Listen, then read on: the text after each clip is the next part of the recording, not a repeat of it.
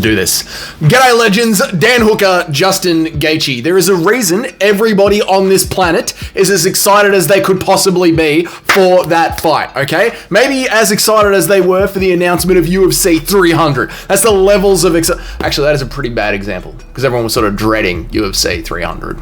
Remember they were releasing like the fights one at a time and then everyone was like, oh, what's the main event? But that's not a good example. Everyone is excited as they were for Conor McGregor versus Khabib. That is the levels of hype that we are going to be getting here, okay? And Dan Hooker just did an interview with Ariel Helwani. So today, we are going to look at some of the amazing moments from that interview, which just remind us so much why we love Dan Hooker, okay? We're going to have a little bit of a look at that. And then we're going to have a little bit of a look at the stylistic breakdown of Justin Gaethje versus Dan Hooker and why everybody seems to be so 50-50 about this fight, or at least my chat, us, the boys on the live chat, seem to be 50-50 as we were discussing this fight the other night on the live stream. Hit that notification bell if you want to know when we go live. So firstly, the Ariel Helwani interview. Let's do that. This is coming off the back of the insane weekend that the BKFC had, where I feel like about half of the MMA community just went, yeah, this is what we've been looking for. BKFC, this is the new Bellator. This is the hole in our hearts that the Apex has created in the leaving of Bellator. This is what we need to satisfy that violent need inside of us.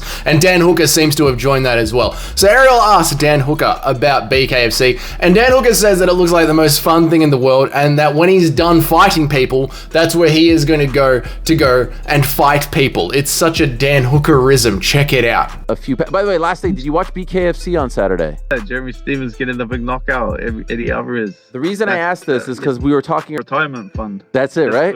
You're gonna do it. Like I'm just gonna not fight anyone when I stop fighting. No, I'm gonna fight people without gloves. That sport looks like the funnest thing for me to do in the world. Fun. Don't let it look like fun, eh, bro? Yeah, bro, when I'm done fighting people, guys, that's where I want to go and fight people, eh? I don't know about you, but that looked like fun to me, bro. That looks insane. Hey, guys, hey, Dan Hooker. Oh, man, I love Dan Hooker. And then... And then the next thing that him and Ariel get onto, right, is they're talking about how Dan Hooker versus Justin Gaethje, it's going to be a 5-round fight, right? 5-round co-main event. And Ariel was like, why is this going to be 5 rounds? And Dan goes on to say that Dana White, the UFC, must just want somebody to die. Check this one. Any particular reason why it's 5 rounds? I just think the UFC wants to see someone die. I don't see. Yeah. I don't know, bro. They must just want someone to die, eh, bro? I love him. I love him so much. But it's one of those things, right, where it is like, why are we doing this as a 5-round? Is it just so that we can have fun? You know, like so many people have talked about maybe Islam Makhachev would rematch Dan Hooker if Dan Hooker does get the win. But does anybody truly believe that a Islam Makhachev versus Dan Hooker fight would go any differently than how it went the first time? There is an argument, right? Like maybe it would. Remember the first time that fight happened, Dan Hooker took that on extremely short notice. I believe it was extremely short. My memory says it was extremely short notice, although my memory's been pretty bad lately. But I'm pretty sure that was extremely short notice against Islam Makhachev. And not only that, but I do remember this specifically. He was putting a tremendous amount of stress on himself, a huge amount of stress, because he had to quarantine outside of New Zealand for something like 75 days or 90 days. It was a phenomenal amount of time the New Zealand government were keeping him away from his family so that he could quarantine because of that big fake lie that was happening around 2020, right? So he was on Fight Island, everything was on lockdown, and Dan Hooker took the Islam Makhachev fight on short notice so that he could keep working to keep feeding his family while the entire world had just gone into lockdown for no reason. So now, right, if Dan Hooker gets past Justin Gaethje, you give him a little bit more time to prepare. Now he's got a little bit more experience under the belt. There's a little bit more scar tissue on Islam Makhachev's face, yeah? Islam Makhachev is looking like he's sort of slipping in the striking. Volkanovski can touch him up. Dustin Poirier can touch him up. Renato Moicano can land on him, right? These are strikers that we would think that Islam would have a advantage against, but not so much, yeah? And Dan Hooker, he's proven to do very well against elite grapplers. Look at that Gamrot fight. Dan Hooker did really, really well. So I guess there is an argument to be made here that Dan Hooker would do better against Islam Makhachev than he did the first time, isn't there? I mean, you would have to say that it's almost impossible for him to do any worse, right? And considering how we are now trying to look for contenders for the number one fighter in the world, maybe Dan Hooker is a viable option. And of course, on the flip side of the coin, you got Justin Gaethje, right? What if Justin Gaethje wins the fight? Islam Makhachev's already called out Justin Gaethje. It's easy to find a reason to put that fight together. You know, they haven't fought each other before. Justin Gaethje is like a top contender in the world, but does anyone believe really in their heart that Justin Gaethje possesses the skills to beat Islam Makhachev? You know, it's so funny how the entire MMA community is sort of looking over Justin Gaethje here. You know, they sort of completely disregard him from the fight. I get this feedback from everyone that I talk to that they don't really believe Justin Gaethje has got it, which is weird because we saw with our own eyes Dustin Poirier able to take Islam Makhachev to a fight that was essentially 2-2 going into the 5th rounds. It was that on one of the judges' scorecards and on my own very biased scorecards, but let's not pretend that it wasn't a very decent fight going into the 5th round, 2-2 on one of the judges' scorecards. And if we use a little bit of MMA math, Justin Gaethje just beat up Dustin Poirier. He just beat up Dustin Poirier. He handled Dustin Poirier. It was a competitive fight in the first, but Justin Gaethje did what he needed to do to figure out his reads. He allowed Dustin Poirier to come at him, and he set up the counter, and he slept Dustin.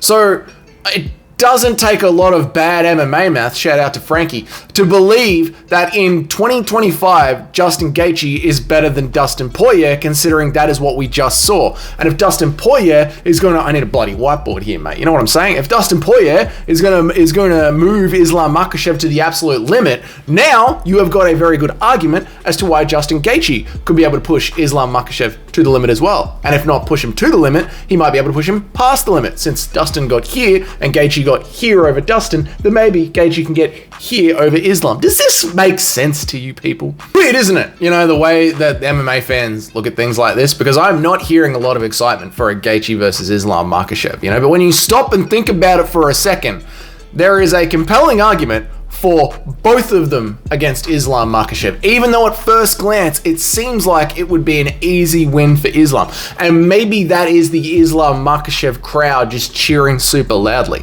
You know, some of them do still believe that Islam could beat DDP. They are retarded, yeah? So this is the problem when you're pushing against that sort of a crowd that doesn't have a fully developed brain. Like if you see Islam Makhachev and you see DDP and you go, Islam could beat that guy, your brain is not completely and fully developed. It's smooth.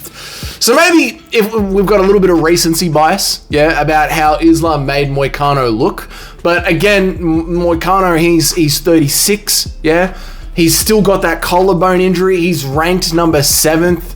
The number 7th guy just went up against the number 1 pound for pound fighter in the world. I mean, I know I was cheering for Moicano, but it looked how it should have looked. But the question is, out of the two of them, Gaethje versus Hooker, which one is going to win, right? There is a reason why this fight seems so 50-50 and people are going to have a hard time picking it. I think a lot of people are going to have a really hard time with this one. Why? Because Gaethje, he's a crafty vet. He's a crafty vet with big old meaty hook. But listen, Gaethje is a crafty vet, okay? And he does allow people to come at him, not pitter-pat on him, but they will strike properly and hard on Gaethje. He does allow them to do that, but he keeps his guard nice and high, and he waits for them to break their rhythm and to take a quick breath. Then he finds his shot. You know, it's either a hook to the body or a hook to the head or that low kick right behind the calf. That is the Justin Gaethje-ism of a fight. Trying to break their rhythm, trying to get them to hesitate when they come in to strike against him. And once they start to hesitate striking against him, that's when Gaethje goes on the offense. You know what I mean? It's almost like Gaethje is a bigger Piotr Jan in the first round. He doesn't mind receiving a few shots around his guard just to figure out where his openings are. And Dan Hooker, he is the kind of guy, he's always going to fight straight down the center. Dan Hooker's not very big on head movement, so he will be there for Justin Gaethje's counters between his rhythm shots. However, that is where Hooker turns it on as well, you know, because Hooker amplifies his rhythm. He will start to do straight shots down the center with a lot of nasty knees, yeah? And if you're in close, clinching up, he will throw that guillotine over the top. That's why he's called the Hangman. Yeah, he hasn't done it in a long time, but that is still part of his repertoire. He's got that inside of him. You've got Gaethje, who's willing to take a few shots, to give a few shots to get them back, to break people's rhythm. Then you've got Hooker, who's willing to get hit a couple of times to try and wear you out and to try and find his openings. This is where the fight really starts to culminate. And then I believe that in their careers, Dan Hooker right now, I think he's a little bit grittier. I think he feels pain a little bit less. What do I mean by that? I mean, I think Gaethje has spent too much time with Trevor Whitman, understanding the game, getting too smart, knowing when he's getting hurt, worrying a little bit. I think Justin Gaethje, he's felt the gold around his waist before. Yes, it was interim and he threw it away, but he's already felt it around his waist. Whereas Dan Hooker, he seems to get a fucking erection the more that his face begins to get broken, yeah? Gaethje has already said that his next loss is his last loss. That means he's already halfway out the door. It feels like Hooker, he's just firing up. He is in those critical 2 to 3 years, those critical last 4 fights before he is truly done with the sport. And even then, Hooker's mind, how insane it seems to be going the older he gets. I am starting to wonder, is Hooker going to Tony Ferguson, you know, before he retires? And what I mean by that is Tony's mind clearly still loves the sport. Tony wants to keep fighting in here, but the body is just falling away from him. And I don't think Hooker is going to quit before, yeah, it's like Bane said, you know, I wonder what would break first, your mind or your body? I think Hooker's body is going to break before his mind will. Whereas Gaethje, I think his mind is already halfway out the door, which is why it seems like a 50-50 fight. I hate those fights where it really does come down to a mindset, but if I did have to put it on anyone, I would say it would be Dan Hooker by 55% chance of victory. Gaethje 45% chance of victory. That's just my take from all of it. Let me know what you think about it down there in the comments. If you are new around here, g'day. My name is Dougie. I try and make an MMA video every single day of the week, Monday through Friday, and I go live about 3 times a week as well. If you want to know when all of that happens, hit the subscribe button so you know when I drop a video, hit the notification bell so that you know when I go live. If you're already on board with the channel and you liked this video, please give it a like. It helps the channel grow, helps support me making these videos. That would be bloody awesome. And if you are one of the paying members of this channel, thank you so much. I truly appreciate all of you. Even if you were offered a membership by Big Tim or the MMA Guru and you decided to re-up, thank you so much for giving it a go and enjoy all that extra content in the back end. I guess that's it. Until then, I will see all you guys in the next video.